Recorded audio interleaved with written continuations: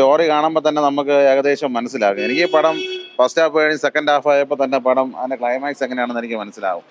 എനിക്ക് മനസ്സിലായി. പിന്നെ പറയാൻ എന്തുവാ, ആവറേജ് മൂവിയെന്ന് എനിക്ക് പറയാൻ പറ്റുള്ളൂ. ഭയങ്കര ഗംഭീര പടമൊന്നും ഞാൻ പറയുന്നില്ല. ആവറേജ് മൂവിയാണ്. നമുക്കൊന്ന് ഇമോഷണൽ ആവാം. ധനുഷ് നല്ല രീതിയിൽ ആക്ട് ചെയ്തിട്ടുണ്ട്.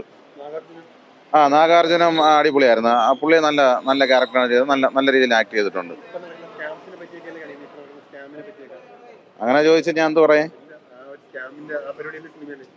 അങ്ങനെയൊന്നുമില്ലടേ, എന്തൊരു പറയാനടേ. ചെറുതായിട്ടൊക്കെ ചെറുതായിട്ടൊക്കെ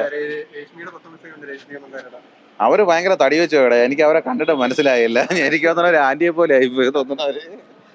ഞാൻ കളിയാക്കിയതല്ല, എനിക്ക് അവരെ ആദ്യം കണ്ടപ്പോൾ എനിക്ക് മനസ്സിലായില്ലായിരുന്നു. ഞാൻ അയ്യോ ഇത് ആന്റി എന്നാണ് വിചാരിച്ചത്. പിന്നീടാണ് അവര് ശരിക്കും നോക്കിയപ്പോഴത്തേക്ക് രേഷ്മിയാണെന്ന് എനിക്ക് മനസ്സിലായത്. ശ്രദ്ധിച്ച് നോക്കിയപ്പോഴാണ് മനസ്സിലായത്. പിന്നെ ഇത് പറയേ, പിച്ചക്കാരൻ്റെ വേഷമൊക്കെ നല്ല രീതിയിൽ ചെയ്തിട്ടുണ്ട്. പിന്നെ ഞാൻ പറയാനടേ, നമ്മൾ കാണുമ്പോൾ തന്നെ പടം എന്തിനാണെന്ന് അറിയാം.